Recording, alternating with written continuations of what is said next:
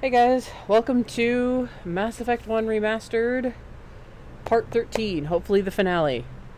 Um, why am I not in Flux and why am I in front of a bunch of Solarians in the Normandy's hull? I realized I forgot to show you guys that they were in the Normandy's hull. They're not there after you dock. Thankfully, I had a save right before I went to the Citadel. So, we won't have to go through everything again. I still have that save where I'm standing in front of Anderson. But you can talk with the surviving members, and I just love Captain Kirahi, and I was like, shit, I forgot to do that. So, here's Captain Kirahi, because he's a fucking badass. It was an honor working with you, Commander Shepard. Despite the losses, our mission was a success. Lieutenant Alenko's actions will not go unnoticed. His sacrifice has earned humanity a great deal of respect from my people. Caden was a fine officer. He knew what the risks were, but he did what he had to. Of course, the grim reality that every soldier must accept. Rest assured, Commander, my men and I will not forget what you have accomplished here. We will leave your ship as soon as you reach your next destination. Perhaps we will have the opportunity to work together again someday. Fun fact, the first Spectre was a Solarian. And Rentola just has more supplies. You have my gratitude, Commander. Most people would have left our team behind. The captain considers the mission a success. I defer to his judgment. Glad I could help. Good luck, Commander Shepard. Cool. So, the team's here. Yay!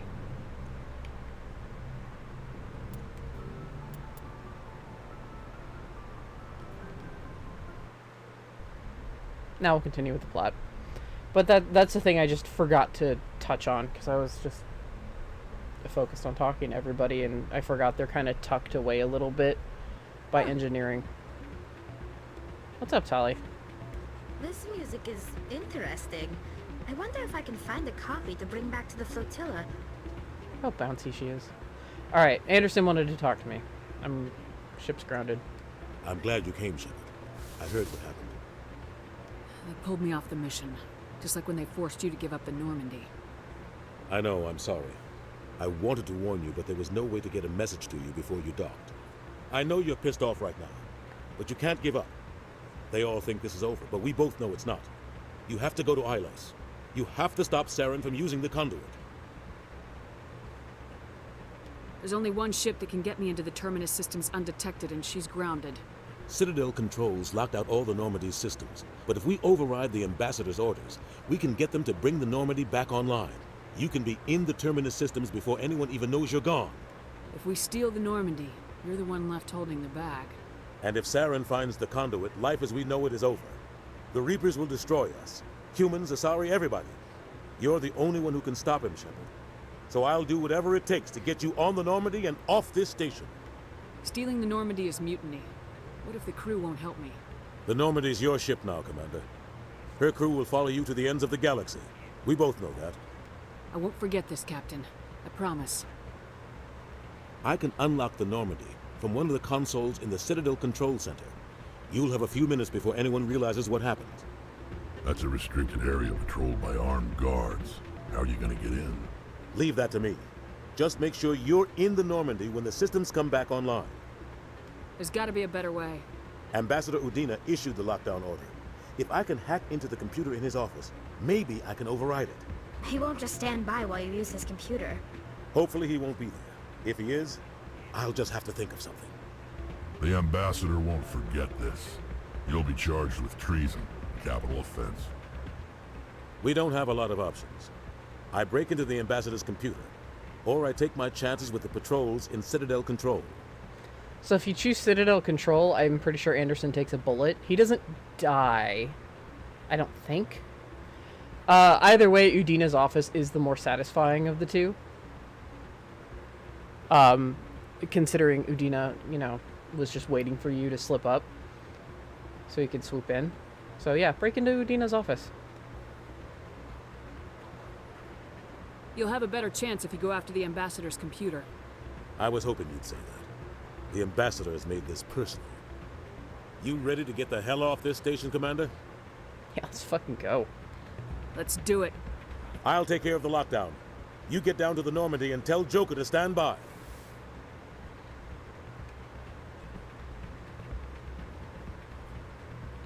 Alright, endgame initiated.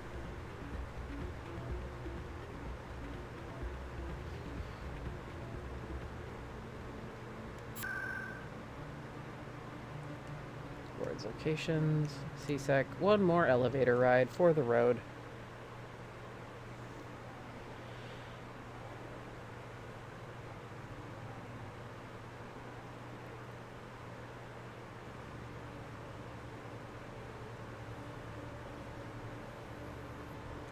Reporter Kalisa Al-Jilani recently attempted to land an interview with Commander Shepard, the first human Spectre. Commander Shepard answered difficult questions, demonstrating that under that military uniform is a keen diplomatic mind. We'll have exclusive footage later today. It was barely restraining punching Kalisa being Al-Jilani in the face, actually. Lyle does not have a diplomatic mind.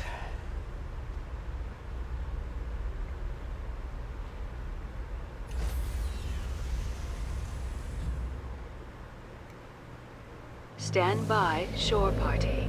Decontamination in progress.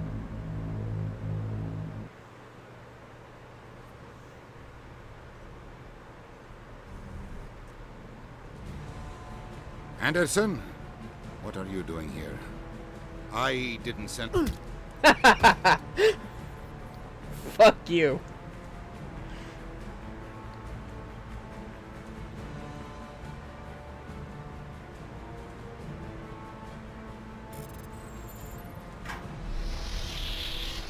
Let's go.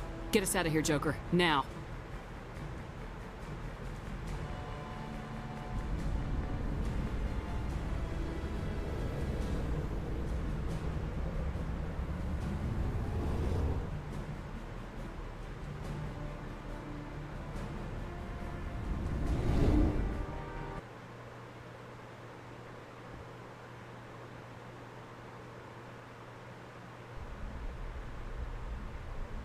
Thank you for the loading screen to take me to a loading screen.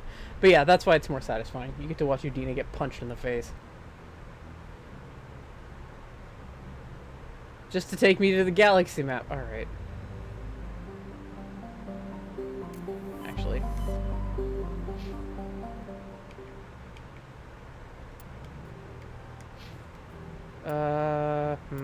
No. Yeah, there.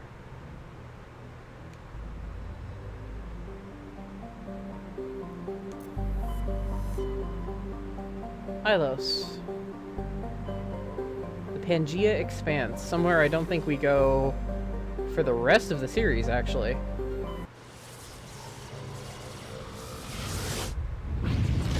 No, you don't go to Pangea for the rest of the series. That's interesting. I just realized that.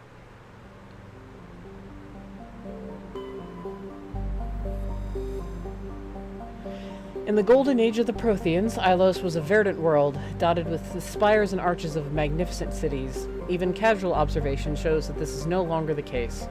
Ilos has been devastated by means unknown, its entire surface changed to the color of rust. The atmosphere shows heightened levels of oxygen.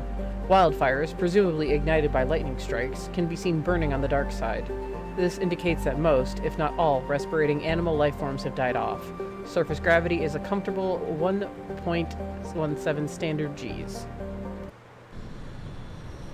Not like gravity has actually affected how I've walked at all. It's because Shepard has mag boots. Shepard, may I speak with you? I was just thinking about you. I have been thinking about you too, and what we are about to face. I do not know what is going to happen on Ilos. I hope we will stop Saren, of course, but part of me fears we are already too late. There is something I must tell you, in case we fail. Go ahead.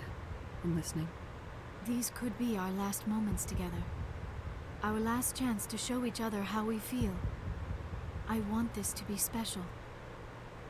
We don't have to do this. Not unless you're sure. I have never been more sure of anything in my life. Will you join with me, Shepard? Let our bodies and minds unite. I thought you'd never ask.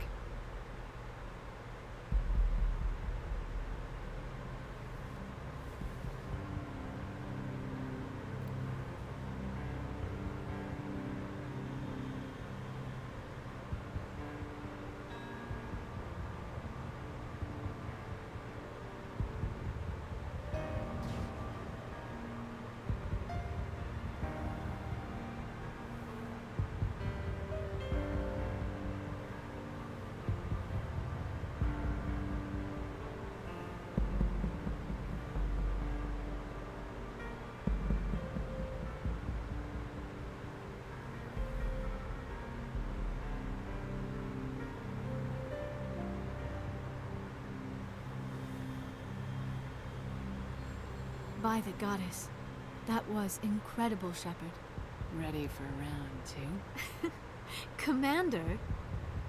5 minutes ETA to the Mu relay. I had better go. Duty calls. You would not want to keep Joker waiting. Shepard, whatever happens on Ilos, I just wanted to say thank you for everything.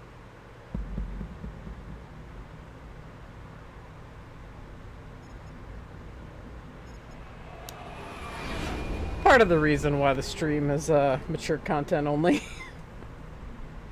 Certain love interests, especially in later games, get more intricate sex scenes like that, and some don't.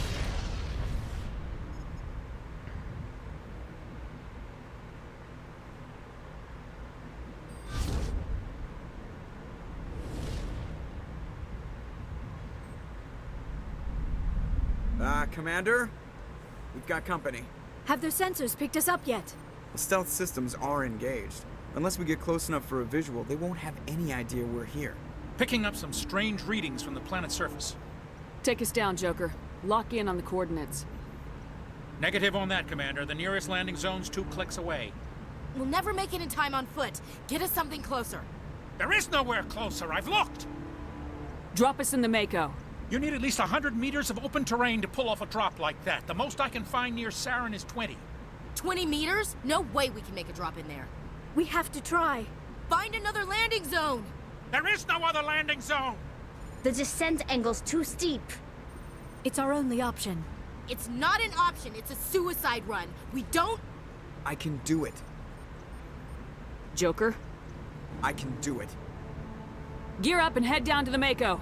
Joker, drop us right on top of that bastard. Also, fun fact, I forgot about this still just now. The guy who voiced Dr. Cohen on Novaria, where I was like, oh, he also voiced Macon. Also voices Presley. Navigator Presley.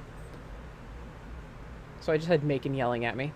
And there's jokes aplenty, and for those who don't know, in the Mass Effect fan base of certain death, time for sex. Because that's how it goes.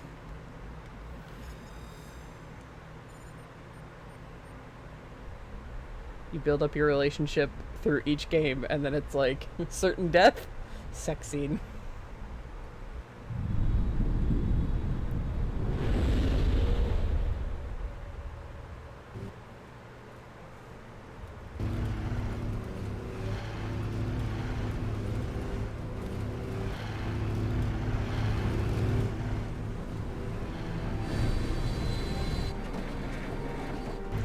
You two, keep moving. Inside, now!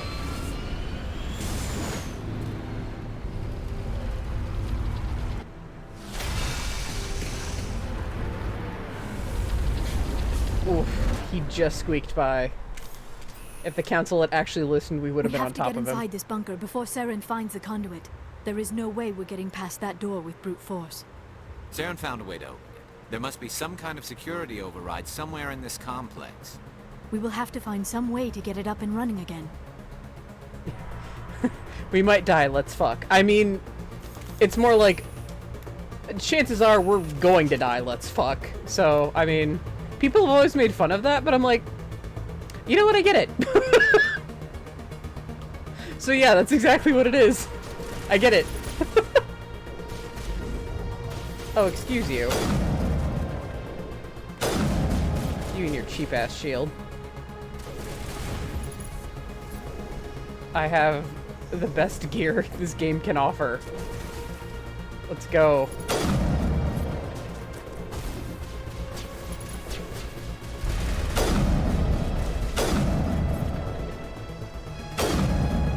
It's gonna be a lot different when I play 2. Like, yeah, I'm still gonna have shit, but it's not gonna be as cut and dry. Oh! Armatures! Garrus. Garrus! No, Garrus, move! Garrus! Boy, get over there. Oh, it moved closer. Goodie.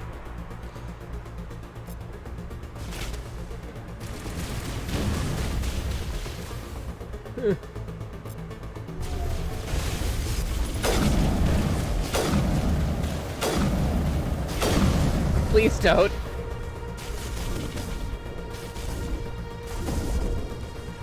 Oh, Garrus, no! Get up.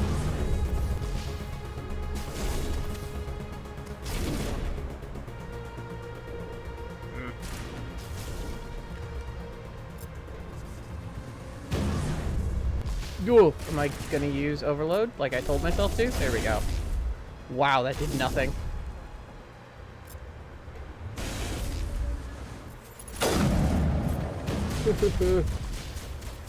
Oh, I can't wait for 2's advanced cover system, i.e. not this.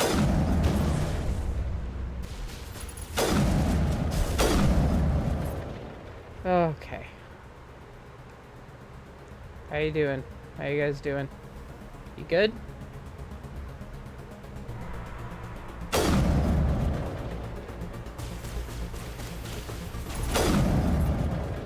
Excuse you.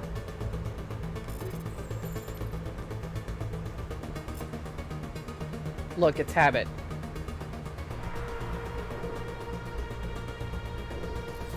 Eh. Eh. Eh. So I was reading up on more, like, things that inspired Mass Effect. The Motley Crew idea was definitely, it was inspired by Firefly. BioWare, cited. The Geth and Quarian War is essentially a retelling of Battlestar Galactica. I don't know, I've never seen Battlestar Galactica. Some of my friends would be ashamed of me.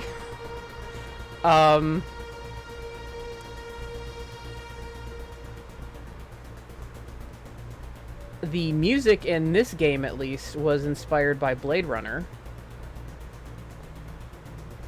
And if you didn't look at Sovereign and think Elder God, like Great Cthulhu, yeah, I mean, it's Space Cthulhu's everywhere. They were inspired by H.P. Lovecraft. The design of the Reapers was.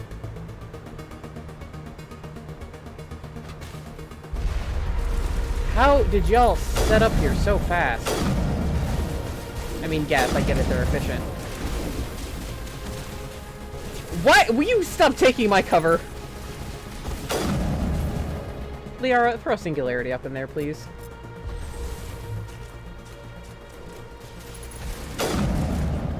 Yeah. Thank you.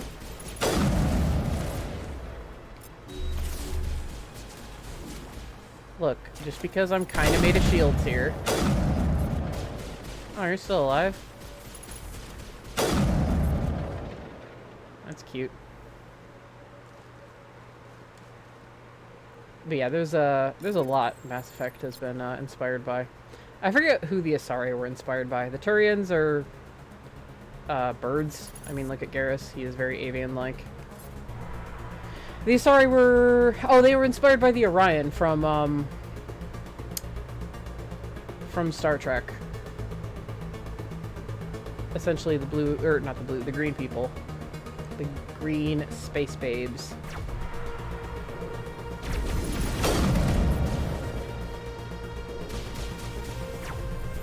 Ah! Stalkers. I'm so glad I will never see another one of you again after this on stream. Well, fine. Thank you for being efficient, but well, fine.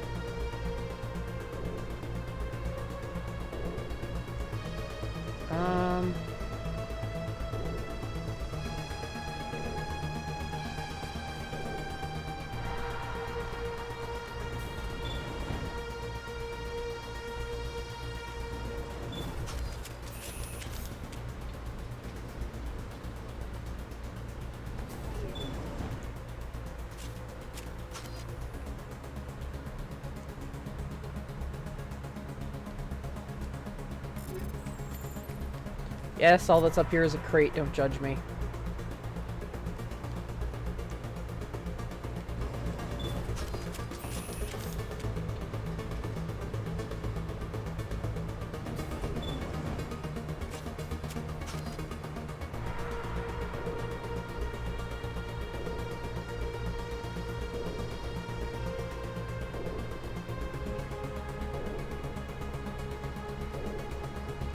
Now the elevator.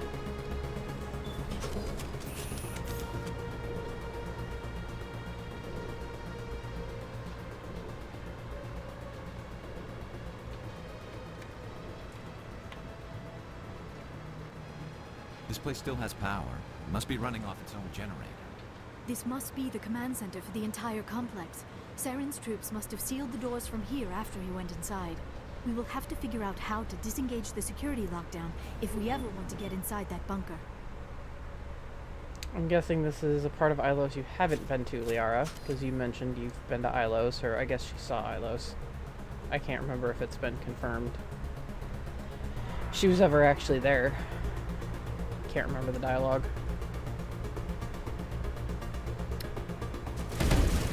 Alright, so I can do something here.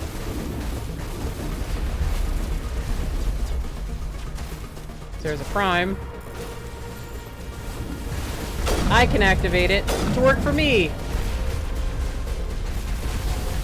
Screw you. That is my alien space horse. Oh, you overloaded me, you bastard.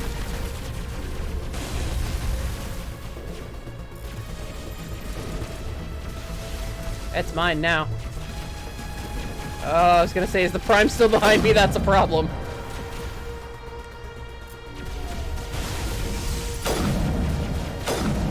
Oh, thank God.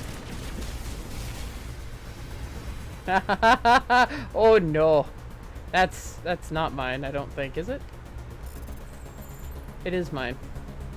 Yeah, it doesn't have a health bar. It's mine.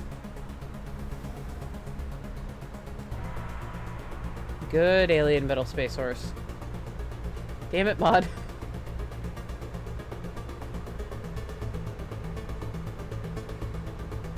It is very catchy.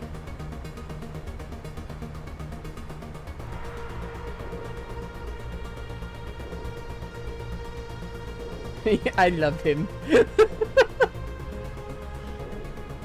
You want a Geth of your very own?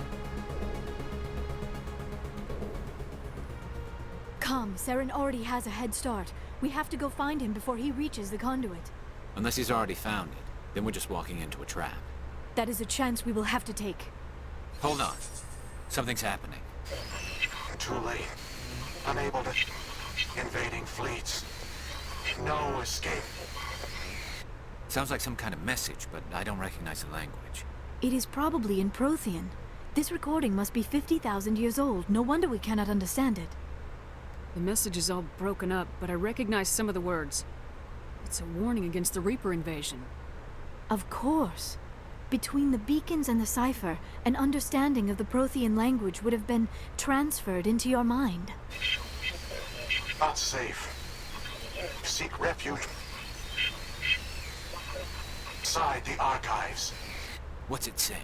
Can you make out anything useful? Fought Reapers. The Citadel. Overwhelmed. Only hope. Act of desperation. The Conduit. All is lost. It said something about the Conduit, but it's too degraded to help. We should go. Cannot be stopped. Cannot be stopped. That's reassuring. Yes, you do want a giant alien metal space horse. Careful, so did the Quarians, and look how that happened. Look how that ended up for them.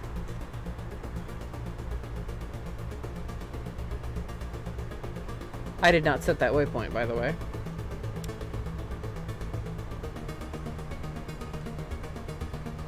Nothing up here, just a nice little room with the view. Cool. I just want one, not an army. Well, they didn't want an army either. They just wanted the eyes, essentially. And it gains sentience. So if it asks you, let me put it this way.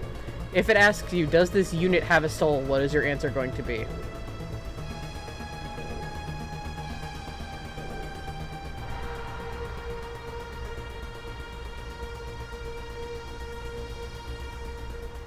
Yes? Okay, then yeah, you're fine. You can have an armature.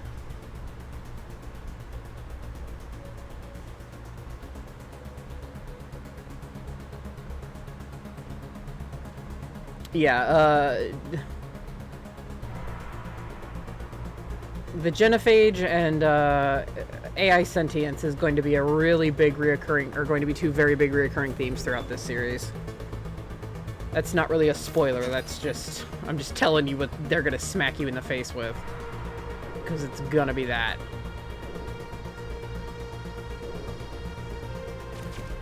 Oh, what are you doing all by your lonesome? Oh, well, I was gonna shotgun him, but thank you guys.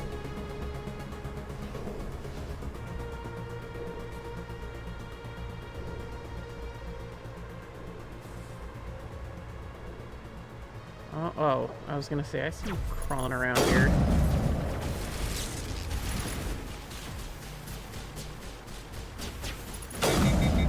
Oh, you overloaded me, you asshole. Like I said, I'm actually kind of sad we don't see these designs in later games, but at the same time it is, like, they're just going for simpler, easy to fight things.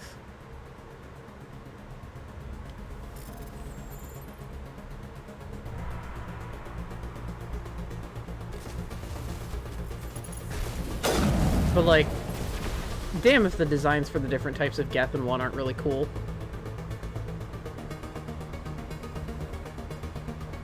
Stole my kill. Yeah, I mean, but at least they're being efficient. Instead of just pulling the trigger against a wall. Because there's an enemy behind it. So it's okay.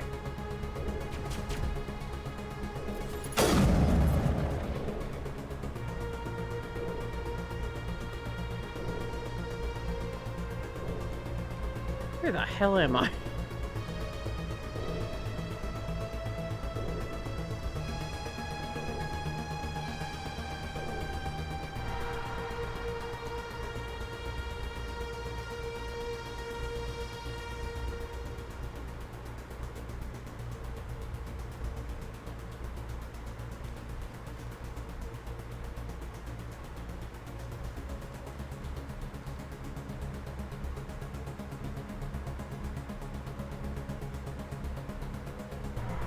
That's very Cthulhu-esque as well.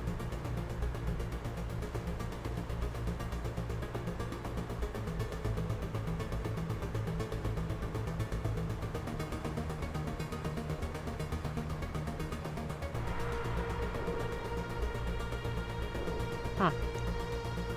Oh, well, I went in a complete circle. Hello.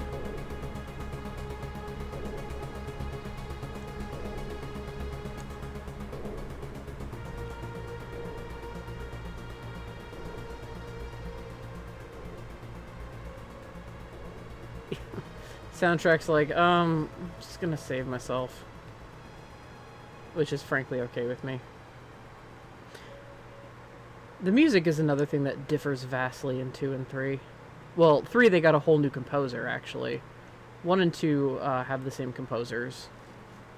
Sam Hulick, I believe, and Jack Wall. Oh no, it's just coming back out in full force.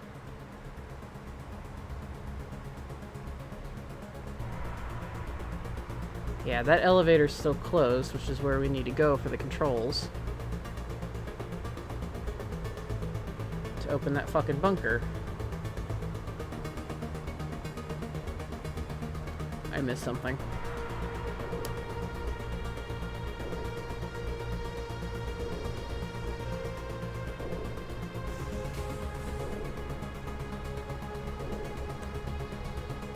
They're saving again. Why are you auto-saving? Don't think I went this way before. I think I backpedaled the other way.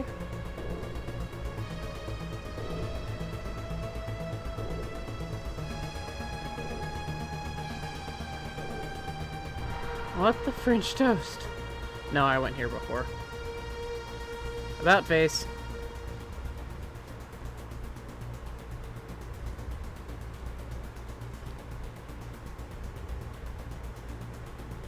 I'm so excited to get to 2, I'm just like jittery.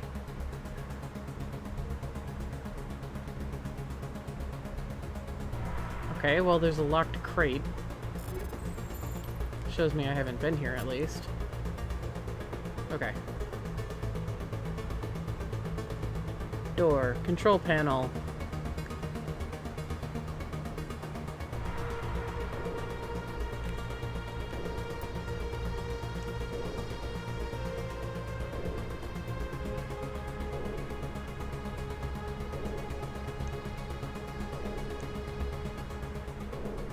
Really?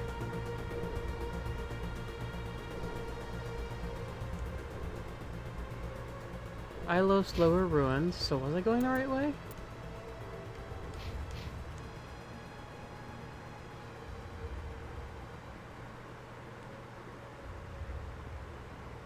So that was the area to duck into. Don't go up.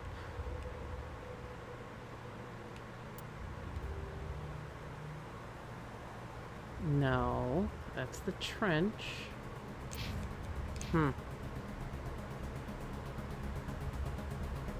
What? Unless you're telling me to go back. Oh, is that the way back up? Yeah, that's the way back up.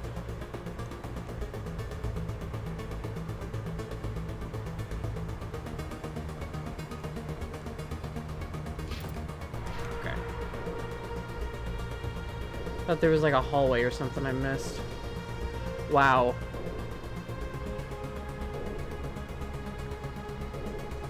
I can't believe I'm kind of lost on Ilos. Are you shitting me right now?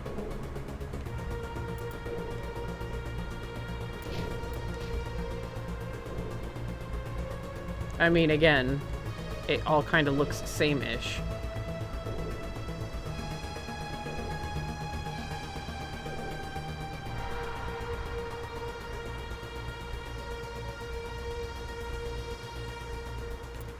Now I'm up here. Plaza, elevator. I took that elevator. Landing zone, archive door. I haven't unlocked it yet. Courtyard, elevator.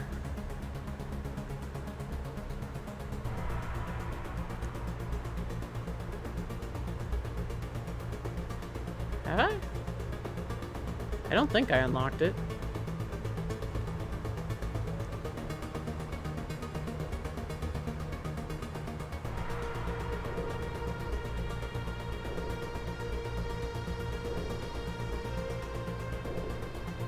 I mean, just go to the landing zone. Hop in the Mako and see if I did it. I was pretty sure you need to go down that other elevator that was blocked. That one. But get out of here with the shield. I could be misremembering. No, it's still locked. Hopefully, we take the vehicle into the creepy underground bunker. Good idea. Firepower will come in handy. Oh, no, it's open. All right. Hello, hello. I got... Oh.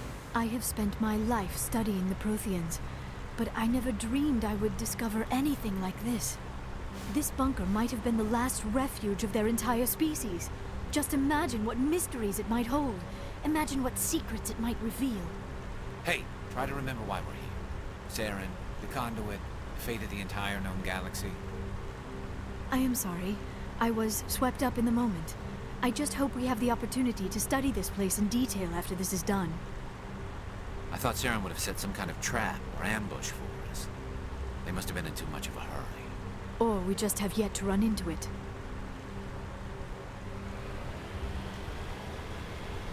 I'm doing good. I had cleaning today, so my teeth are hurt.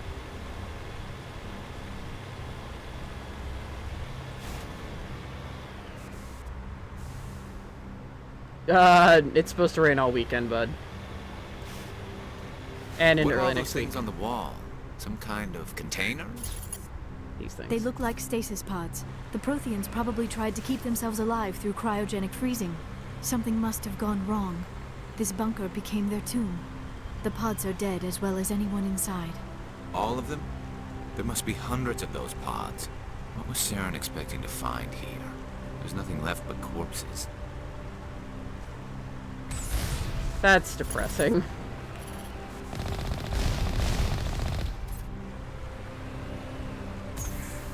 I also really like the setting of just these pods, knowing that everyone's dead. Like, with the Mass Effect theme playing, I don't know, it's very darkly beautiful. Very emptily so.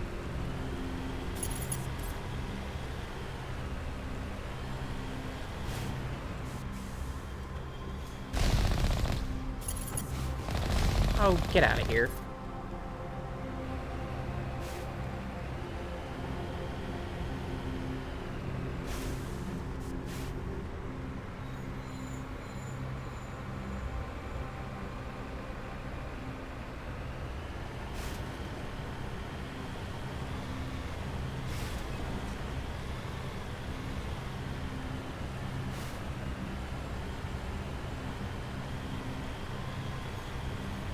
Well, shit. What is happening? It's a trap. Sarah must have set an ambush. I do not think Saren is behind this. No, it would have been blue. Abadi abadai. No! I could have had 3 guess.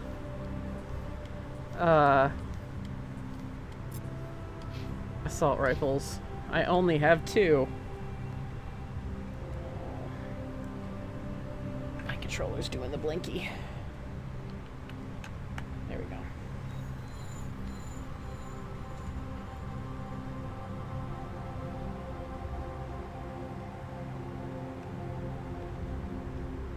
Okay.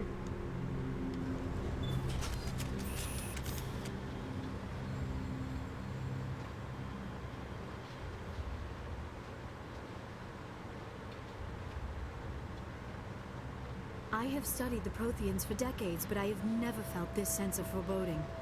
What will we find down there? Whatever it is, we should be careful.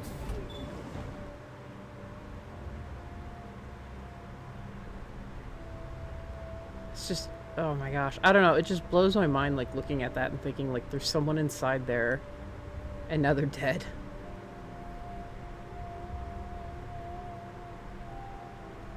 You are not Prothean, but you are not machine either. This eventuality was one of many that was anticipated. This is why we sent our warning through the beacons. Looks like some kind of VI program. Pretty badly damaged. I do not sense the taint of indoctrination upon any of you. Unlike the other that passed recently. Perhaps there is still hope. This is incredible. An actual Prothean VI, and I can understand it. I have been monitoring your communications since you arrived at this facility. I have translated my output into a format you will comprehend. My name is Vigil. You are safe here for the moment, but that is likely to change. Soon, nowhere will be safe. Notice how it's all garbled, so we don't really know what Protheans look like. Are you some kind of artificial intelligence program? I am an advanced non-organic analysis system, with personality imprints from Kesad Aishan, Chief Overseer of the Ilos Research Facility. Why did you bring me here? You must break a cycle that has continued for millions of years. But to stop it, you must understand, or you will make the same mistakes we did. The Citadel is the heart of your civilization and the seat of government, as it was with us, and as it has been with every civilization that came before us. But the Citadel is a trap. The station is actually an enormous mass relay, one that links to dark space, the empty void beyond the galaxy's horizon. When the Citadel relay is activated, the Reapers will pour through, and all you know will be destroyed. Citadel's a relay, huh? How come nobody ever noticed the Citadel was an inactive mass relay? The Reapers are careful to keep the greatest secrets of the Citadel hidden. That is why they created a species of seemingly benign organic caretakers. The Keepers maintain the station's most basic functions. They enable any species that discovers the Citadel to use it without fully understanding the technology. Reliance on the Keepers ensures no other species will ever discover the Citadel's true nature.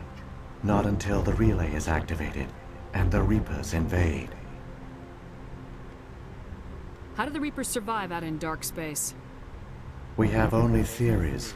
The researchers here came to believe the Reapers enter prolonged states of inactivity to conserve energy. This allows them to survive the thousands and thousands of years it takes for organic civilization to rebuild itself. But in this state, they are vulnerable. By retreating beyond the edges of the galaxy, they ensure no one will accidentally discover them. They keep their existence hidden until the Citadel relay is activated. The Reapers can wipe out the Council and the entire Citadel fleet in a single surprise attack. That was our fate. Our leaders were dead before we even realized we were under attack. The Reapers seized control of the Citadel, and through it, the mass relays. Communication and transportation across our empire were crippled. Each star system was isolated, cut off from the others. Easy prey for the Reaper fleets. Over the next decades, the Reapers systematically obliterated our people. World by world, system by system, they methodically wiped us out. Some of you must have managed to survive. Through the Citadel, the Reapers had access to all our records, maps, census data. Information is power, and they knew everything about us. Their fleets advanced across every settled region of the galaxy. Some worlds were utterly destroyed. Others were conquered, their populations enslaved. These indoctrinated servants became sleeper agents under Reaper control. Taken in as refugees by other Protheans, they betrayed them to the machines. Within a few centuries, the Reapers had killed or enslaved every Prothean in the galaxy. They were relentless, brutal, and absolutely thorough. I don't understand. Where did the Reapers go after they conquered your people? Our worlds were stripped bare, harvested by the indoctrinated slaves. Everything of value, all resources, all technology was taken. Certain that all advanced organic life had been extinguished, the Reapers retreated back through the Citadel relay into dark space, sealing it behind them. All evidence of the Reaper invasion had been wiped away. Only their indoctrinated slaves were left behind, abandoned.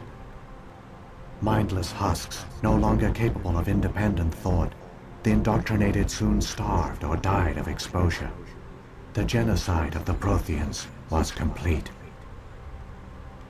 What do the Reapers get out of this? Why do they keep repeating this pattern of genocide over and over? The Reapers are alien, unknowable. Perhaps they need slaves or resources. More likely they are driven by motives and goals organic beings cannot hope to comprehend. In the end, what does it matter? Your survival depends on stopping them, not in understanding them. You said you brought me here for a reason.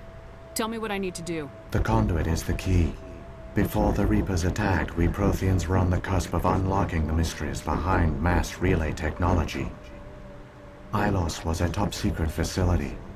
Here, researchers worked to create a small-scale version of a mass relay, one that linked directly to the Citadel, the hub of the relay network. The Conduit is not a weapon. It is a backdoor onto the Citadel. How did you manage to stay hidden? All official records of our project were destroyed in the initial attack on the Citadel. While the Prothean Empire came crashing down, Ilos was spared. We severed all communication with the outside, and our facility went dark. The personnel retreated underground into these archives. To conserve resources, everyone was put into cryogenic stasis. I was programmed to monitor the facility and wake the staff when the danger had passed. But the genocide of an entire species is a long, slow process. Years passed, decades, centuries. The Reapers persisted, and my energy reserves were dwindling. How did you survive? I began to disable the life support of non-essential personnel. First support staff, then security. One by one, their pods were shut down to conserve energy. Eventually, only the stasis pods of the top scientists remained active. Even these were in danger of failing when the Reapers finally retreated back through the Citadel relay. There were hundreds of stasis pods out there. You just shut them down? You killed them? He couldn't let everyone die. Better to sacrifice some so others could live. This outcome was not completely unforeseen. My actions were a result of contingency programming entered on my creation. I bet they didn't tell the non-essential staff about this contingency. I saved key personnel. When the Reapers retreated, the top researchers were still alive. My actions are the only reason any hope remains. When the researchers woke, they realized the Prothean species was doomed. There were only a dozen individuals left, far too few to sustain a viable population. Yet they vowed to find some way to stop the Reapers from returning. A way to break the cycle forever. And they knew the Keepers were the key. I still don't understand what's going on here. Why is Saren trying to find the Conduit? The Conduit gives him access to the Citadel and the Keepers. The Keepers are controlled by the Citadel. Before each invasion, a signal is sent through the station compelling the Keepers to activate the Citadel relay.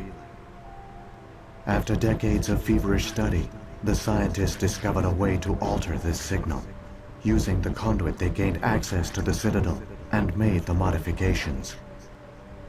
This time, when Sovereign sent the signal to the Citadel, the Keepers ignored it.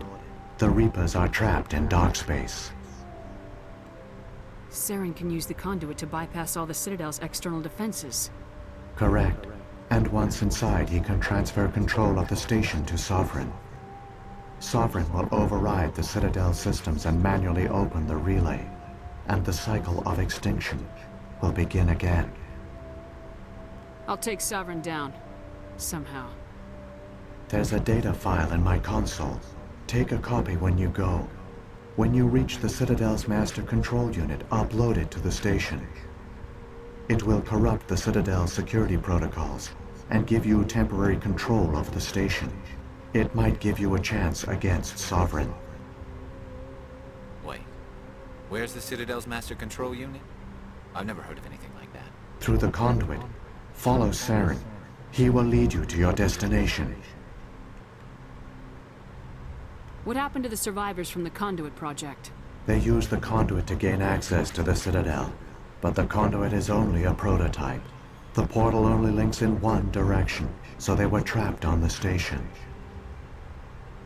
I do not know what became of them then. It is unlikely they found any food or water on the station. I fear they suffered a slow, grim death. I only know they succeeded in their mission to seal the relay. Your presence here proves their sacrifice was not in vain. So, when the Reapers created the Citadel, they created the Keepers as well? A more likely scenario is that the Keepers were one of the early harvested civilizations. Perhaps the very first. Perhaps they responded well to indoctrination, or the Reapers simply bred them to be obedient. In any case, they were left behind to operate and maintain the Citadel. But the Keepers are no longer directly controlled by Sovereign or its ilk. They evolved so that they only respond to the signals emitted by the Citadel itself. When the Protheans altered the Citadel's signals, they broke Sovereign's hold over the Keepers. Now, they are completely harmless. Sovereign must have realized organic races were difficult to control. A likely hypothesis. The Keepers evolved in an unanticipated direction. Non-organic servants like the Geth would be more predictable. What about the beacon on Eden Prime? And the one on Vermeer? What were they for? At our apex, the beacons spanned the breadth of our empire. We used them as a single galaxy-wide network to transmit data and communications rapidly from world to world. Virtually all the beacons were destroyed during the invasion, but once the Reapers were gone, the survivors here on Ilos decided to risk sending out a message. We knew it was unlikely there were other survivors, but if there were, we wanted them to know about Ilos. We wanted to give them hope, so a message was sent across the network.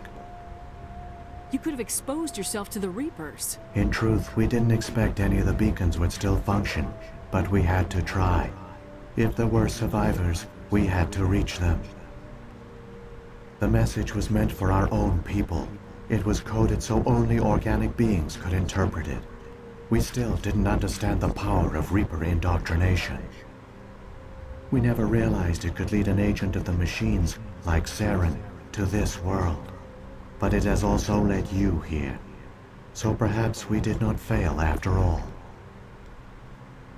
If the Reapers are trapped in dark space, how did Sovereign get here? It is logical to assume the Reapers would leave one of their own behind after each extinction. A sentinel to pave the way for their inevitable return. Like those in dark space, Sovereign probably spent most of the last 50,000 years in a state of hibernation. Periodically, it would wake to analyze the situation. Keeping its existence hidden, it would evaluate the state of galactic civilization. And when the time was right, it would signal the Citadel and usher in the next Reaper invasion. But this time the signal failed. The Keepers did not respond. Sovereign's allies were trapped in the void. Alone, it was forced to try and discover what had gone wrong. Sovereign's the largest ship in the galaxy. Why all this secret? Why not just attack the Citadel? Sovereign is not invincible. Revealing its true nature would have united the forces of every organic species against it. Even a Reaper couldn't survive such odds. But the Reapers are patient. They will not rush into the unknown. Sovereign could have been planning this for centuries, moving deliberately, gathering allies. Slowly, it has assembled the pieces of the puzzle, working through agents to keep itself hidden. Saren is the most visible pawn of the Reapers, but I doubt he was the first. Now Sovereign has grown bold. Whether from confidence or desperation, I cannot say. But it is determined to reopen the portal to dark space. Saren's got enough of a head start. Grab that data file and let's go. Shepard, are you sure? Who knows how much longer Vigil will be here? Even now the projection is weak. This might be our only chance to speak with it, our only link to the knowledge of the Protheans. It is the opportunity of a lifetime. We're in a race to save the galaxy and you want to play Q&A with a hologram? You are right. I am sorry. My personal feelings clouded my judgment. We should go. The one you call Saren has not reached the Conduit. Not yet. There is still hope if you hurry.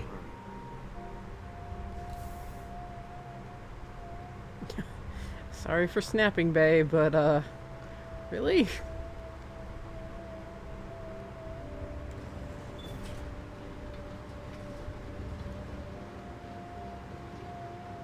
You just heard the Reapers could literally bust through. All their culture, all their advanced technology, and the Protheans were taken in by the Reapers just as we were. They failed. The Protheans did not fail. They gave us a chance. It falls to us to make the most of it. So I suggest we hurry. Well said, Garrus.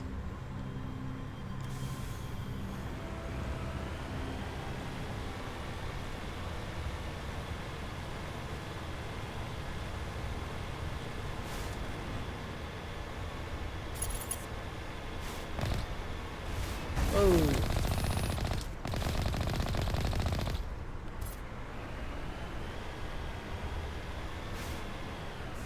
Okay, so yeah.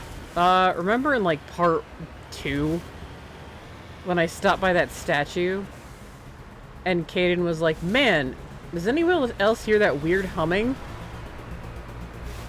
When I stopped by the mass relay statue, and then Caden was like, "Something about it is quite literally making my teeth like chatter inside my skull," or something like that. Like his amp was humming. Pretty good foreshadowing, actually.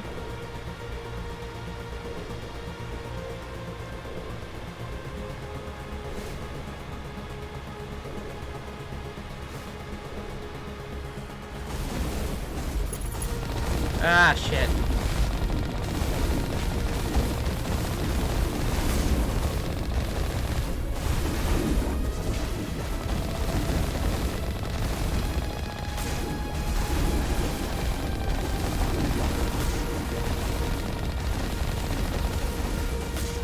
Oh, kindly die.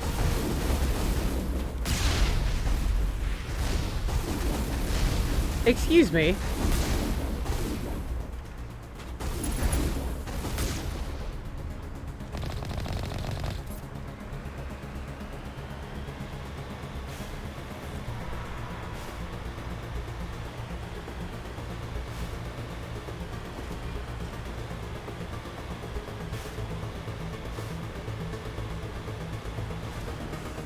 Damn it. No! Fucking Mako. Man, I'm not gonna miss you either. That's a lie. I actually get sentimental over the Mako in one part later in the series.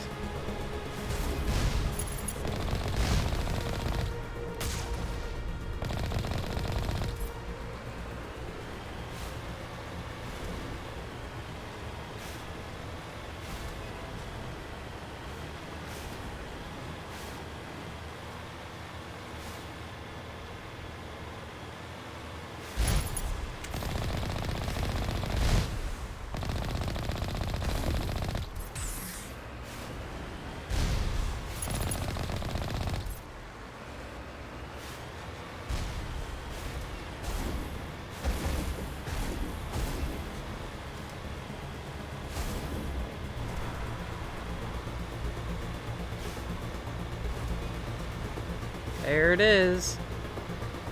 There, the conduit. It's incredible. We don't have time to admire the view. We have to get through that relay, and these Geth aren't gonna make it easy on us.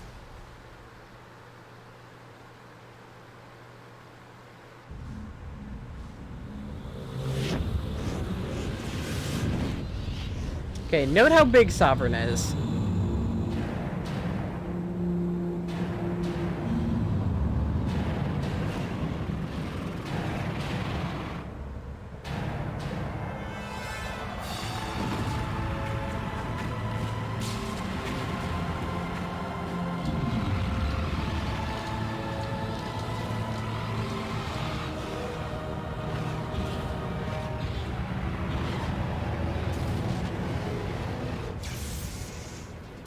Activate the defenses! Seal the station! The arms aren't moving. System's not responding.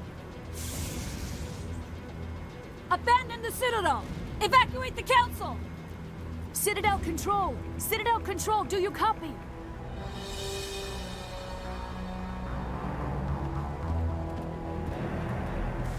Okay. Let's go. I have actually gotten a game over by not making it in time. Hang on. Things are gonna get a little rough. Are you driving, Garrus? I hope you're driving.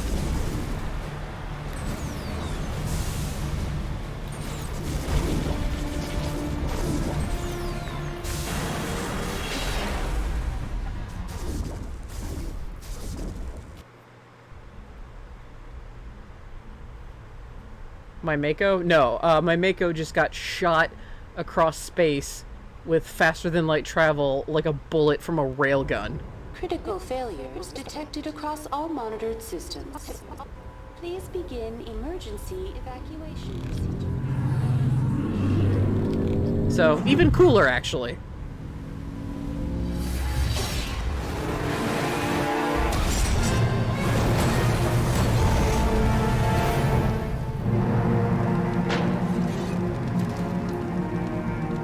Top Thrill dragster style, pretty much. Really, only spaceships are meant to make that kind of travel. God knows how Saren got through.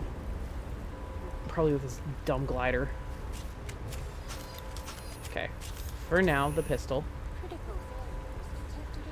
Yeah, that's why the pistol. Because husks. This is not a drill. Guys, husks.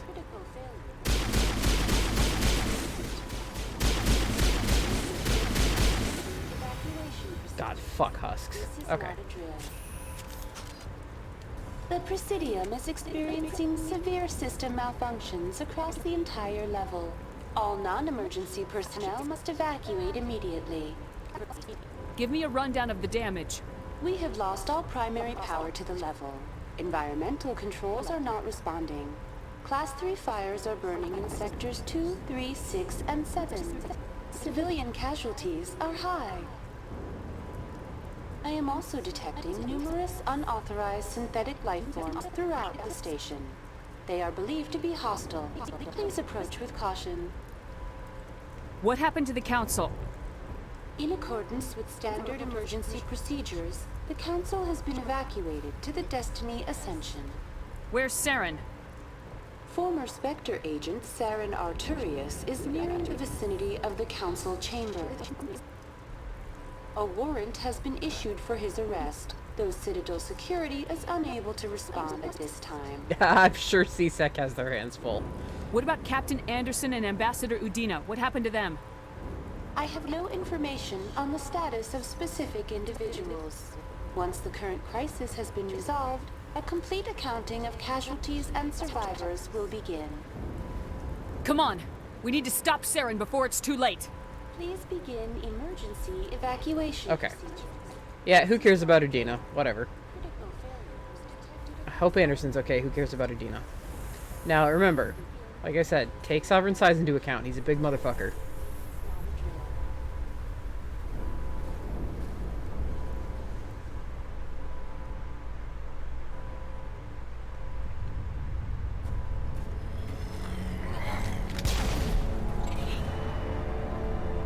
Those poor keepers.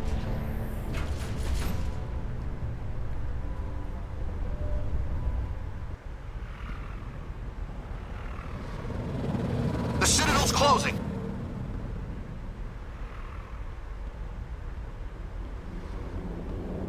Don't let the enemy ships inside the arms!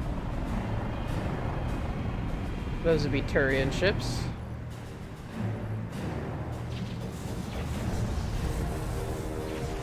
And yes, this is a space video game, so of course there's going to be space pew-pews.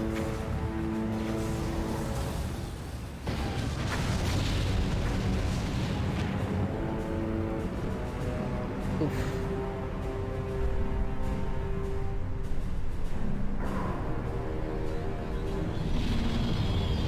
How big Sovereign is compared to how tiny he is in comparison to the Citadel. That's how big this fucking space station is.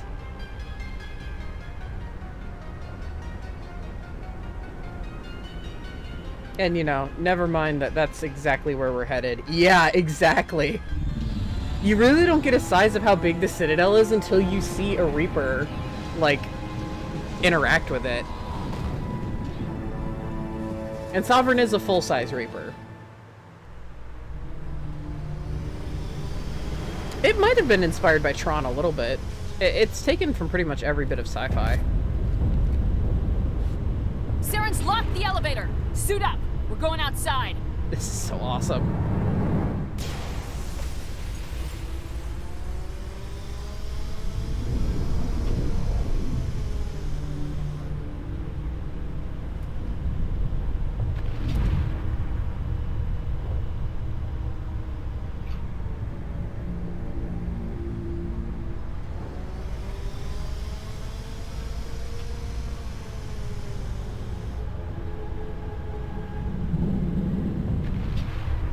Yeah. Look at how small Lyle is in comparison to Sovereign.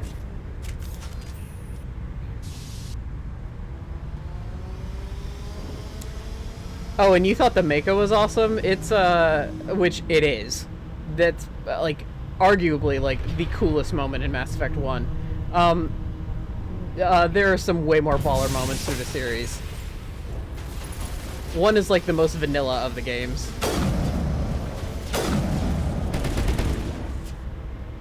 Yeah, I was gonna say, excuse me, I see a rocket trooper. You might not want to paint yourselves red. Makes you easier to hit.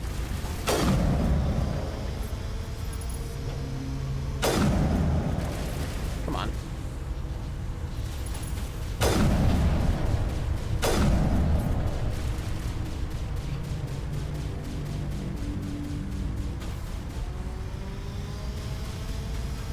I'm guessing there's... Oh, I get a lot of headshots. In 2, there's a 2, which I platinumed without needing to replay. There's an achievement for getting like so many headshots. I got it before I left like the first major area, like the first major like hub area. Then again, I am an infiltrator. I'm a sniper, and I'm the best at sneeping. Oh god, someone get this Krogan off me, Liara, please. Mega black hole, Liara, please. Oh, thank you, honey. All right. I mean, that's what a singularity is. It's just a tiny black hole. Whew.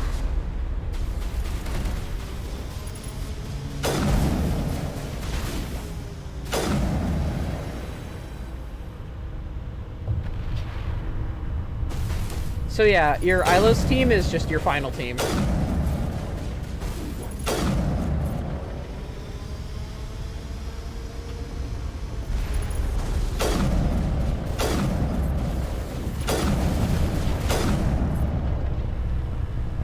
Okay.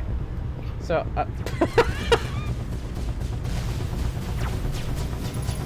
excuse you. And excuse you. I'm the better sniper here. I'm gonna handle the situation a bit better than I usually do. It's a Geth. He doesn't have reproductive organs. Or rather, I'm gonna play this game not like an infiltrator for a little bit. Oh, Jesus! Excuse me, sir. Rude.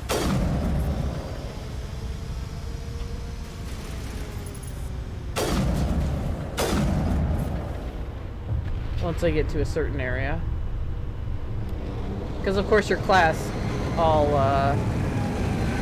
hello, dropship, affects your playstyle, so I would just normally sit back and snipe these guys, but for some, for a little bit quicker action here, we're gonna activate these defense turrets.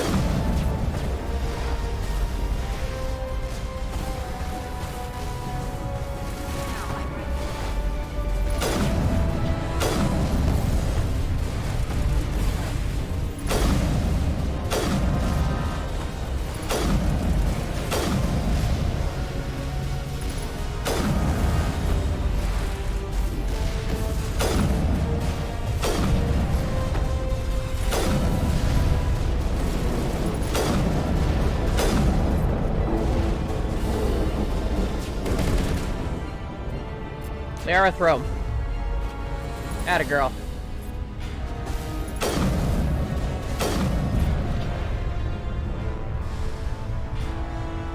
I was gonna make a Dota reference, but you didn't keep getting headshots.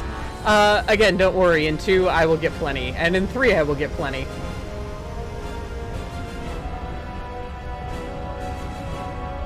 Combat's way better in those games. Fucking... excuse you. Fucking Krogans. Their regenerative abilities make them a pain in the ass to fight. Oh, hey Garrus, how about an overkill?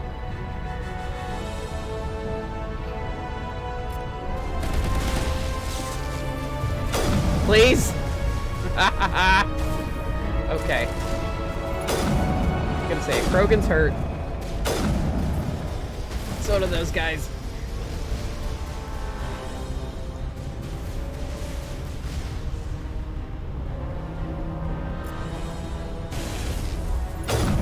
Powering up. Oh, please. Get the fuck out of my face.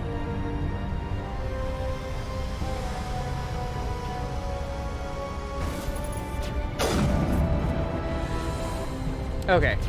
We have Geth turrets to worry about now.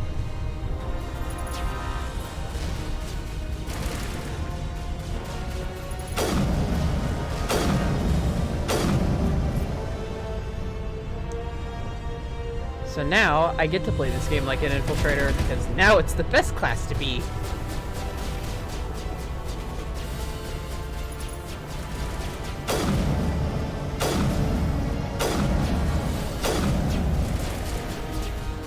Garrus, you might want to... Actually, Garrus, You're also an infiltrator, my friend. Go nuts.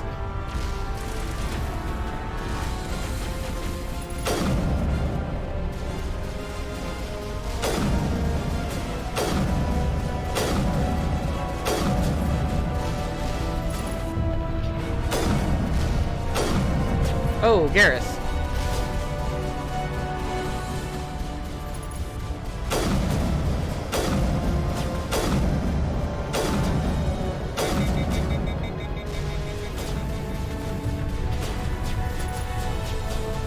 Alright.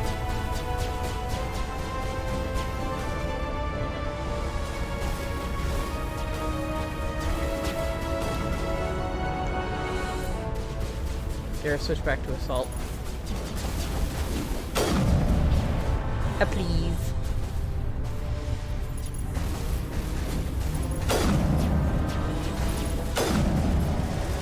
Excuse you.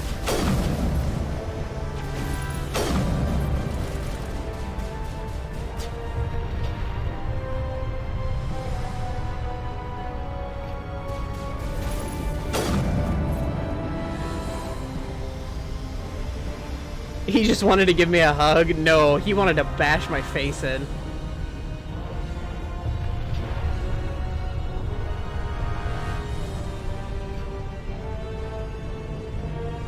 Nothing says I love you like a rocket to the face.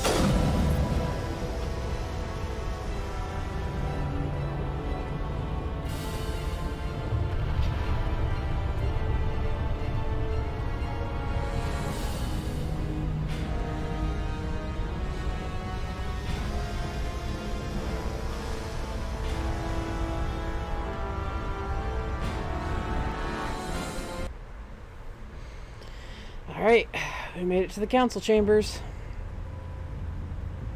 I love fighting your way up.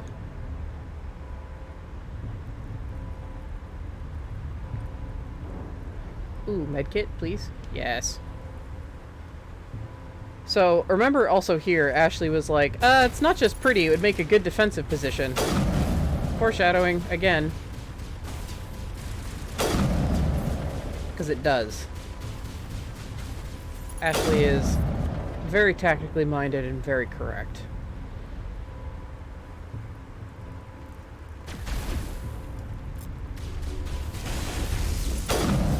Garrus, if you would.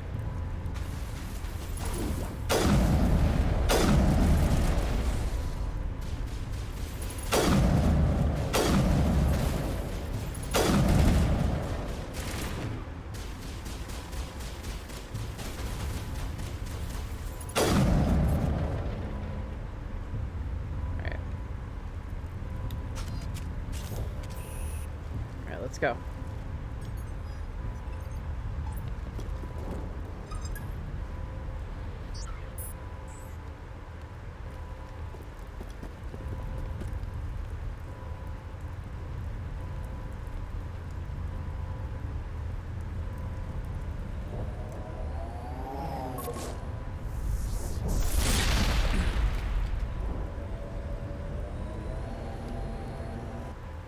I was afraid you wouldn't make it in time, Shepard.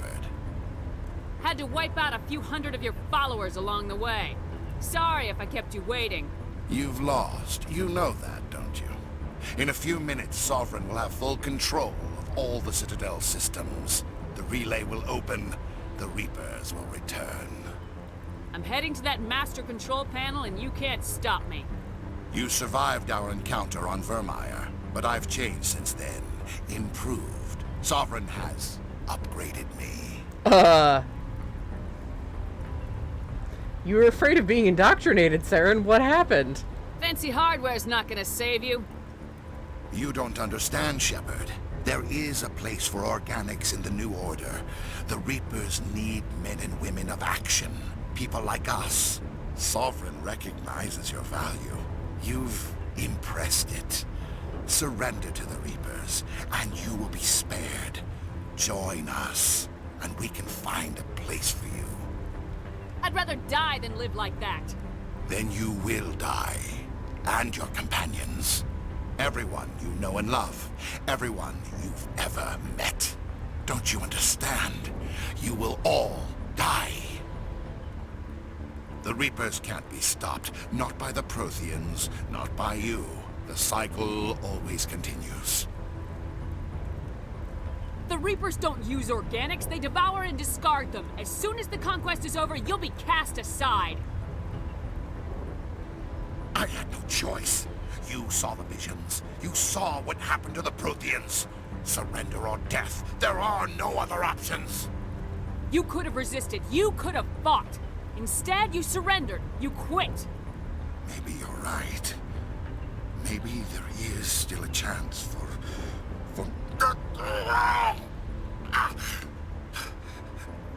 The implants. Sovereign is too strong.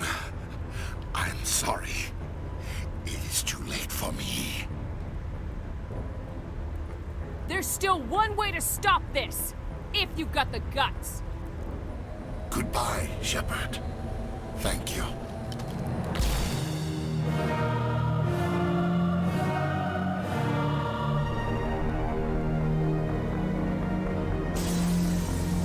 So yeah, if you have enough charm or intimidate, you can talk him into killing himself, which stops the indoctrination. Or if you don't, you fight him.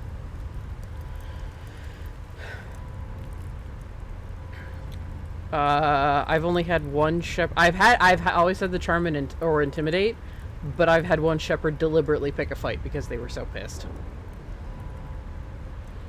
Not a fun boss fight. It's not hard. He just flies around everywhere on the fucking glider.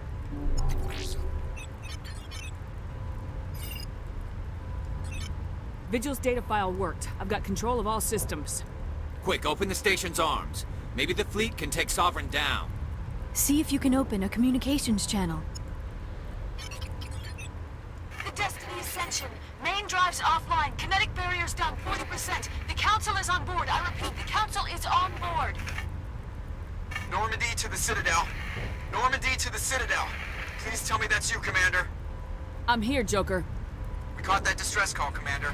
I'm sitting here in the Endura sector with the entire Arcturus fleet. We can save the Ascension. Just unlock the relays around the Citadel and we'll send the cavalry in. Are you really willing to sacrifice human lives to save the Council, Shepard? This is bigger than humanity. Sovereign is a threat to every organic species in the galaxy. The Council must be sacrificed for the greater good. Don't waste your reinforcements. Hold them back until the Citadel arms open up. Save the human fleet to attack Sovereign. What's the order, Commander? Come in now to save the Ascension, or hold back? So, one that's interesting coming from Garrus, given the Turian and human conflict not 30 years ago. Two, that is a very Turian way of thinking. They're very militaristic. So, you can save the Council, meaning they are still alien, or if you let them die, there's a human council. Just completely made of humans. That has long-term consequences. Opening the relays now, Joker. We need to save the Ascension no matter what the cost. I hope you know what you're doing, Shep. Alliance ships, move in. Save the Destiny Ascension.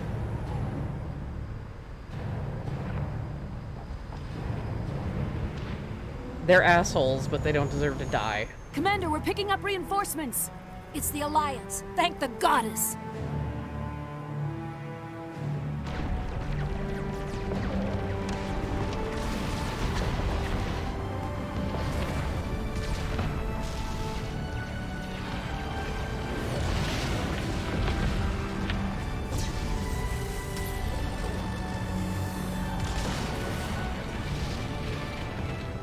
Destiny Ascension, you are all clear. Repeat, you are all clear. The Citadel's opening. All ships move in. Concentrate on Sovereign.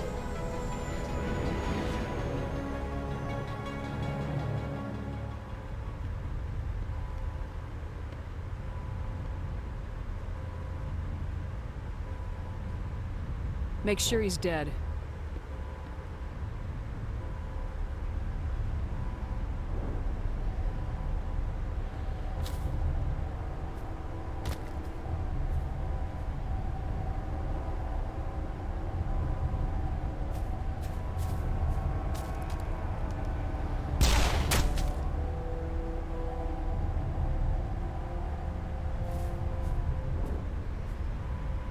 He's dead. That had to be very cathartic for Garrus.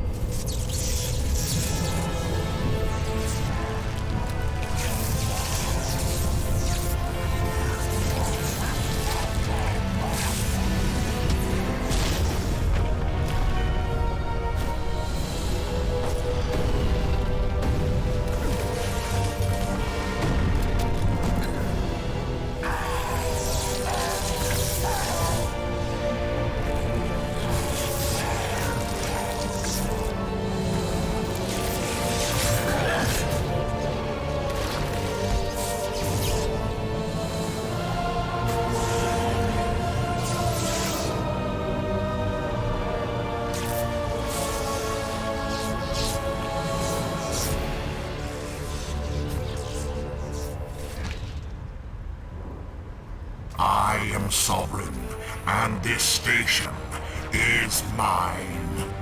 So that's how much of Saren's body is cybernetics.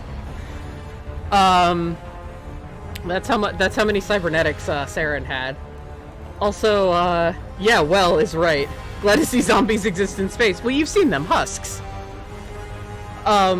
So some people have incorrectly, like I remember way back when on TV tropes, people were like, Saren was still alive because you could hear him screaming, and it was like, no, no matter who you choose, one squad mate puts a bullet in his head. He is distinctly dead. He shot himself in the head, and then another teammate puts a bullet in his head. What you hear is the air escaping his body. It sounds like a scream. Just makes it even more horrific, actually. But, yeah, this is the actual final boss fight. And Sovereign transferred himself into Saren, leaving his Cthulhu body very vulnerable. And both of our fully powered up overloads did next to nothing. He's a very slippery bastard.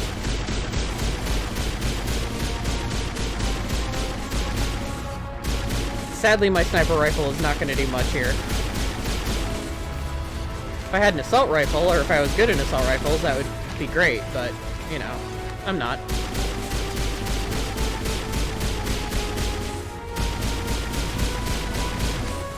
Where'd you go? Where'd you go? Sovereign. Oh shit. He's hopping like a literal tree frog. I mean, he's doing what the stalkers did, the Geth stalkers. He's moving exactly like they did.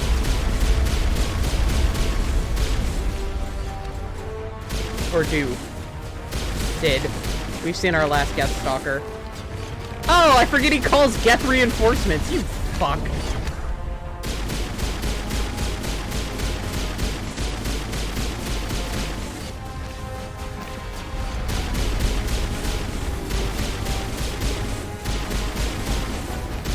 If you wait too long, he'll get his shields back. Hello. Yeah, I can see that, Liara. Thank you.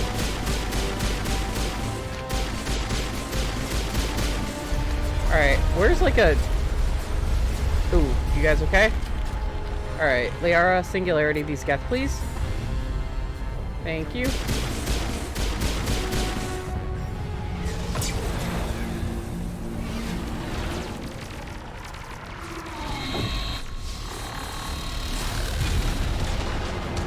Oof.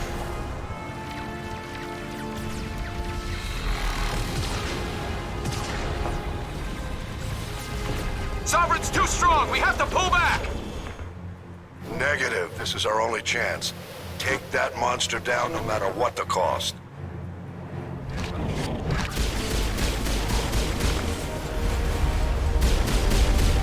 Oh, he got shields again. Fuck.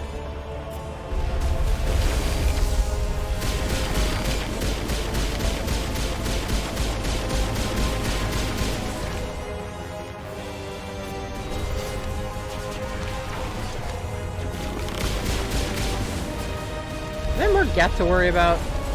I hear them. Get back here, Sovereign.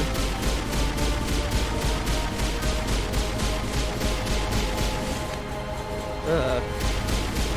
Him clinging to that wall staring at me is very unnerving.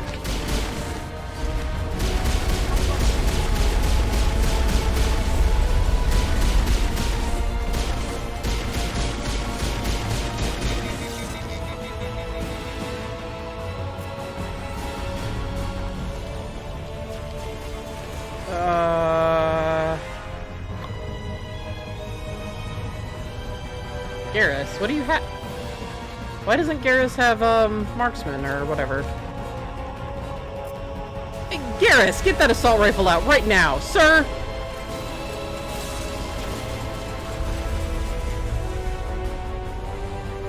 Huh, he still doesn't have it.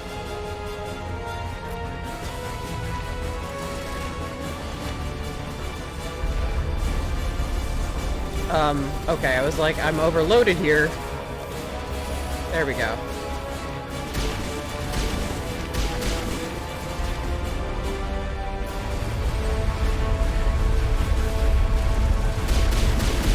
Lost shield!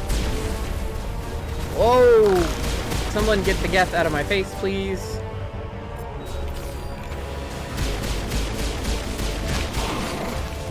Ah! Mother trucker.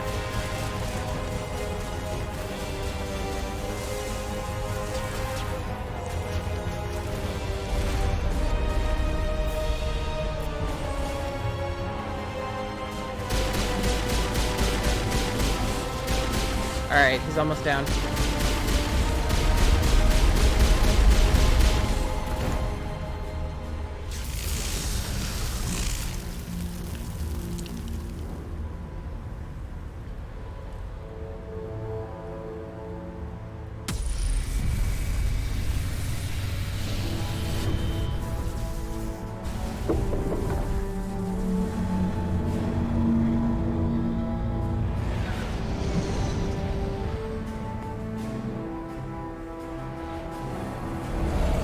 Its shields are down. Now's our chance. Hit it with everything we got.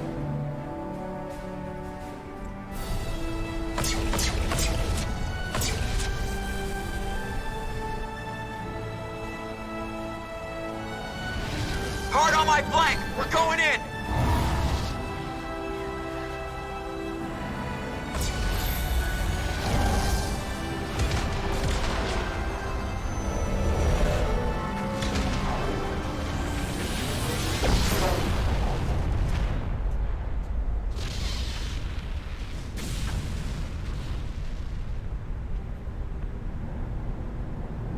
Go!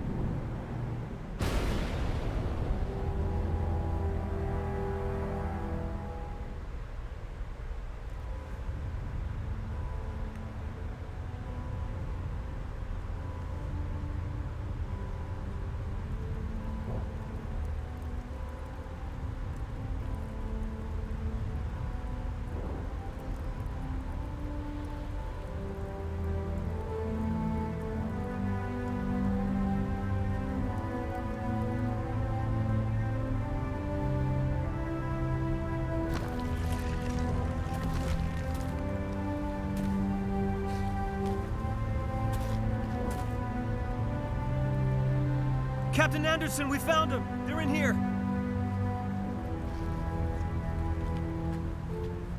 Take it easy. It's over. You're safe now. Where's the commander?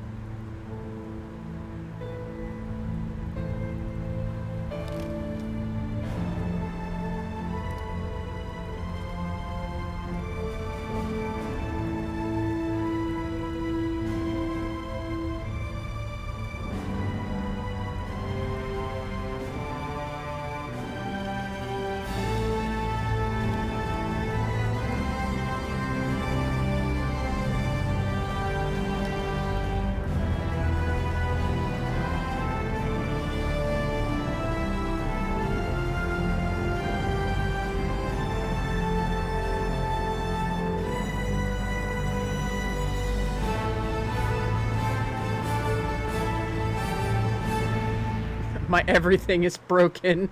Please give me some Metagel. Ow.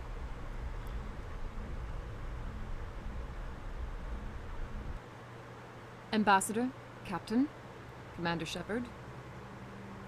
We have gathered here to recognize the enormous contributions of the Alliance forces in the war against Sovereign and the Geth. Many humans lost their lives in the battle to save the Citadel.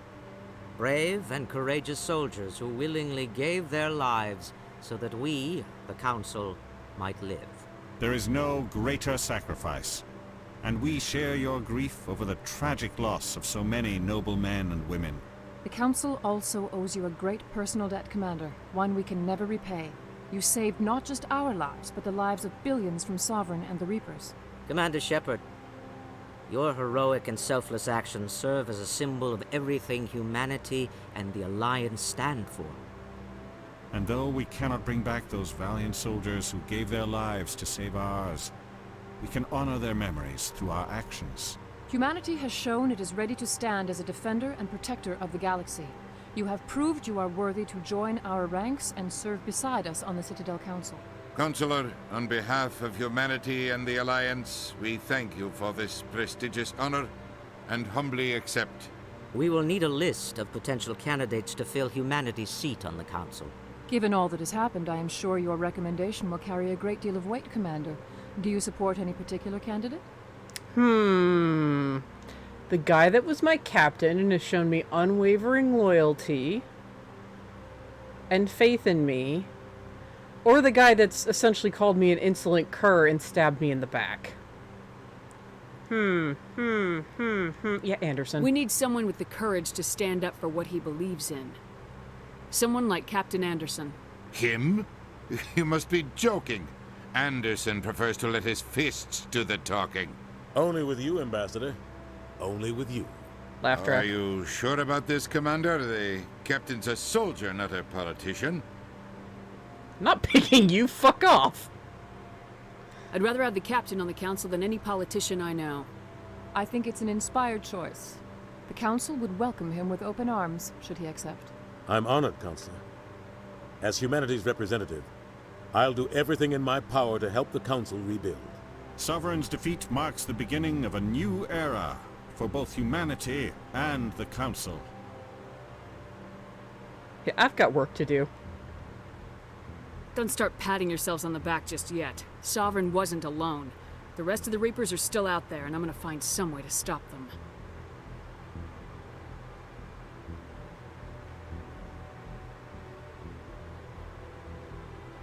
Shepard's right. Humanity is ready to do its part. United with the rest of the Council, we have the strength to overcome any challenge. When the Reapers come, we must stand side by side. We must fight against them as one. And together, we will drive them back into dark space. One last palm smack. From Anderson. Ah! Interesting. See, if you're mostly Renegade, you get, like, Shepard behind a red... in front of a red star, which is what I normally get with Lyle. But again, all because I didn't yell at Loret Keen and I was nice to him. We get this background with her instead.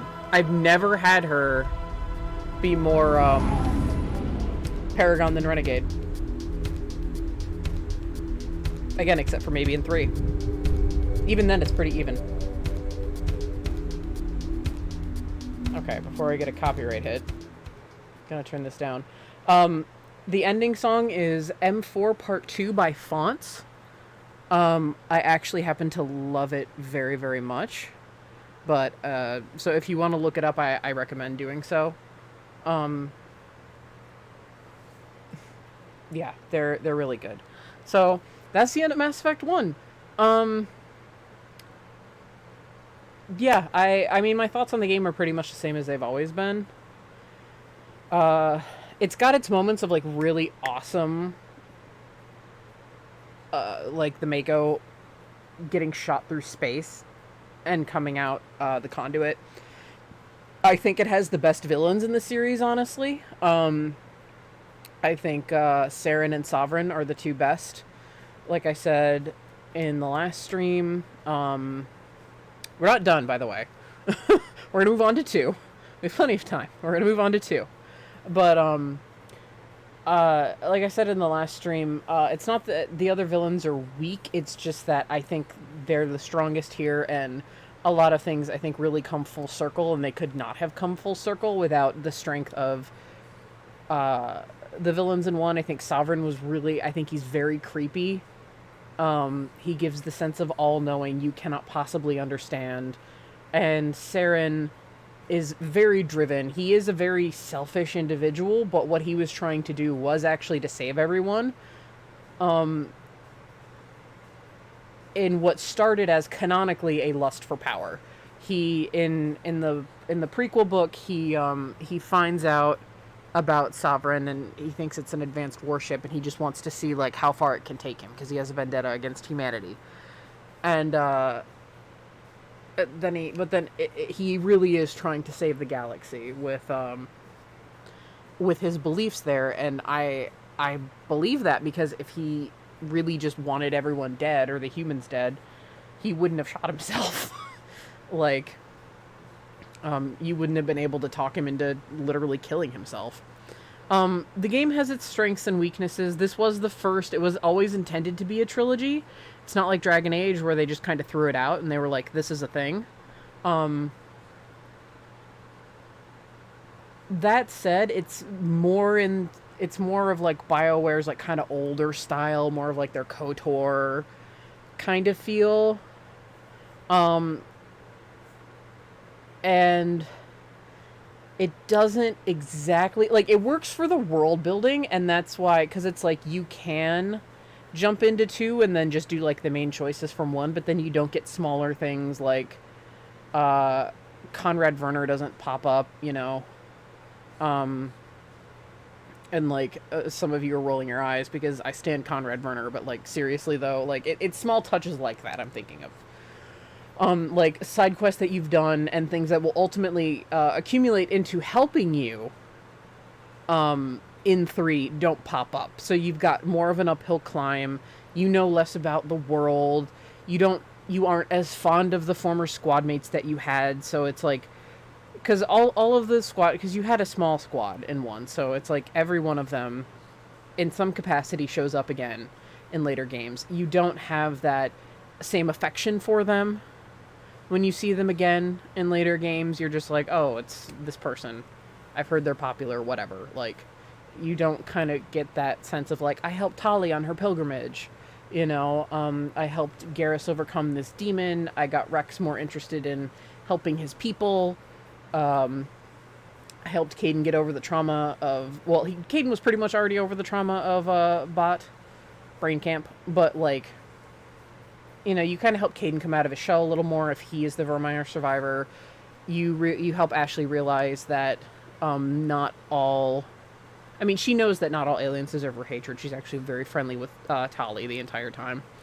But, like... She realizes that not all Turians deserve her scorn because of what happened to her grandfather. She realizes that there's more out there than just her family and her family's name that she needs to protect. Like, you learn so much more. Like, you're just more attached to the characters, and that's what's really important, and that's what BioWare does best, is write the characters. Because they do go back and they do retcon stuff in 2 and 3. They absolutely do. But it's good for the world building, but it's very weak in the sense of, like, when you explore, they drop you on a planet, and they tell you 3 points, and then you just go explore. Like, while that may seem fun, it actually does get very repetitive very quickly. I find 1 to be the biggest slog to get through, actually. I think it's very important not to skip it, but I do find it to be the biggest slog. It is my least favorite in the trilogy. It doesn't mean I don't like it. I do like 1 a lot. But space aardvarks with grabby hands. That's the only time you get to see the space aardvarks with grabby hands. You'll see more pyjacks, though. You'll see more monkeys. But, like, it is really cool. Yeah, I know, I'm sorry.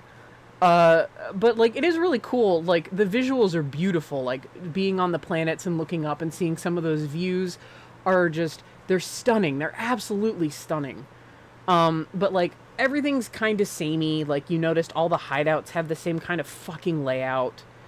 And, like, the major areas are just kind of a maze, and you're running around a little bit. And, like, even though, you know, I know these games a ridiculous amount, I still get lost sometimes because my brain's like, what? Because everything just looks kind of the same. So, I mean, it's it's kind of like an start, but it's like there is definite good potential. Things with potential go one of two ways with me. They piss me off and I hate them, or I like them. An example of something that had really awesome potential that pissed me off and I hate it right off the top of my head, River Song from Doctor Who. I thought they could have made it awesome. It could have been anything. It could have been the Ranai. It could have been the Master again. It could have been like anything interesting, but they just went to what I think was the lowest common denominator of, no, it's actually the Doctor's wife. And I was like, oh, fucking damn it, that was so fucking stupid. And yeah, I don't like River Song at all. But like, she has potential to be amazing. So it goes one way or the other. So like, I love Mass Effect, don't like River Song. Is it River Song? I think. Is that her name? Or am I confusing her with the Firefly character? But either way, this is one of those cases of, okay, it is River. Yeah,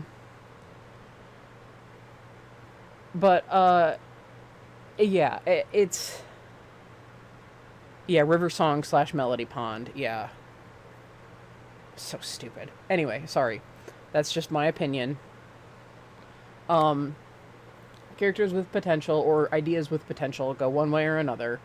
They piss me off because it was wasted potential, or I really like it because you can expound on it more, and there's nothing that dictates it either way for me. It's really just how I emotionally react to it. I engage with things with a critical mindset, but also with an emotional mindset. So,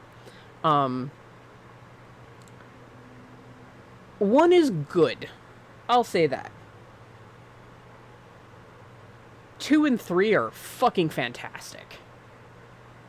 People will argue with you about 3, or they'll pick fights with me about 3 because they don't like the ending. But, like, for the most part, every critique I've heard about 3 is, I didn't like the ending of the series. We're going to touch on that. That's going to be a whole video of it in and of itself when I get there. But 2 is generally loved. And they spent a lot of time building up to. 2 came out in 2010. This came out in 2007. Microsoft sold the Mass Effect property to EA. And EA essentially resurrected this series that kind of fell off the map. Because it was a good game, but it wasn't, and like it stood out to like people in the sci-fi niche, but like they really brought it out. EA really brought it out to the mainstream. They were doing dossiers on people for trailers, and they were saying it was going to be a lot grittier, and they really built off of what 1 did. So 1 is good in that it's a very good world building game, and I always highly encourage people to start from Mass Effect 1. Literally always. I never encourage just starting from 2. I even tried it once because I have a shepherd that doesn't romance anybody until Mass Effect 2, and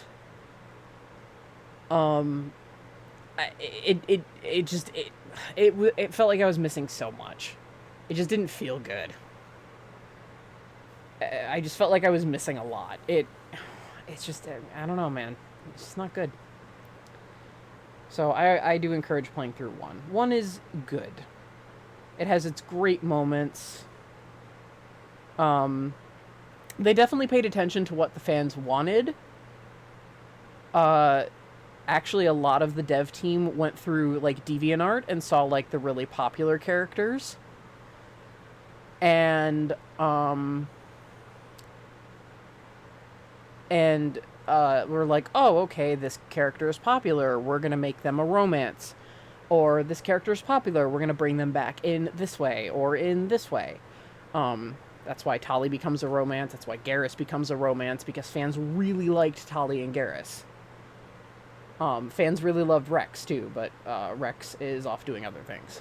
So that's why I was always hopeful for a Joker romance, because everybody loves Joker. We never got it. It's fine. Headcanon.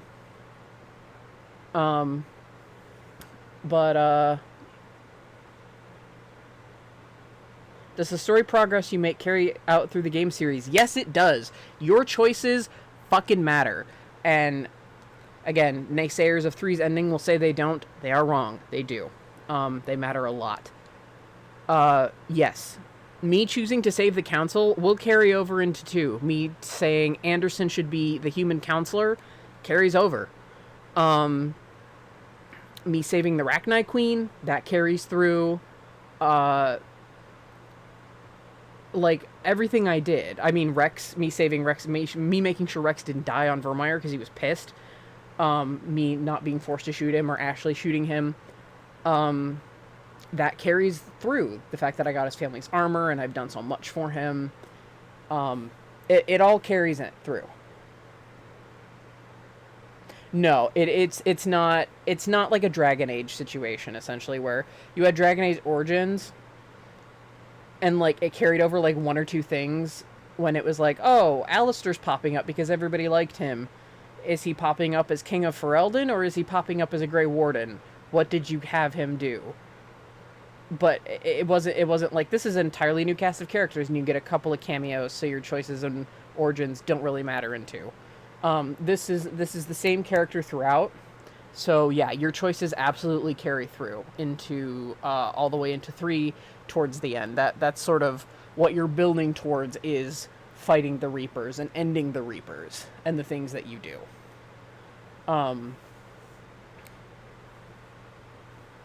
So yeah. And again, when I get to the end of 3, that will likely be an entire video thesis in and of itself. And y'all are just gonna have to sit there and listen to it. Because I am someone who actually likes the endings of 3. Whoops. I'm one of the few. Although I did find out one of my other ex-coworkers likes it, so I was like, oh, I'm glad we're friends. And I'm going to be using some of their points as well. But yeah, so Mass Effect 1, solid game. Solid game. Actually, among quite a few of my friends, it's their favorite. The later games become a bit more linear. But I think that behooves the series. It becomes a lot more streamlined in combat. I'm so excited to start 2 for its combat. Holy shit. There's a lot more conversations to be had with your squad. There's a lot more that you can overhear running around in the Normandy. There's a lot more you can overhear just in general. There's a lot more rapport you can establish with a bunch of NPCs. It's so cool. Like, the galaxy opens up even more, but the gameplay is very linear. It's very interesting. So, 1 is solid. Like I said, 2 and 3 I think are fucking phenomenal. The only like awesome critique I've heard about 3 from one of my friends is she's not big into like third-person shooters, ironically, because this is an RPG / third-person shooter. It controls too smoothly for her, because the controls are smooth as butter. They're so nice. They're incredible. But she's actually not used to how nicely it controls. She's kind of used to like the jank of 1 and like the kind of like in progress kind of like tiny bit of jank of 2. So it's a little weird for her to see it move so smoothly in 3. So like that's something I'm like, all right, that's fair. But for me, I'm just like, hell yeah. But yeah, no. The ending of Mass Effect is really awesome. It gets even cooler. You go even cooler from here. You really do. So I'm gonna end this for the YouTube video. So thank you guys on YouTube, whoever's watching this later, for watching, and I will see you guys in Mass Effect 2. We're gonna continue Lyle's journey in Mass Effect 2. Thanks for watching. See you there.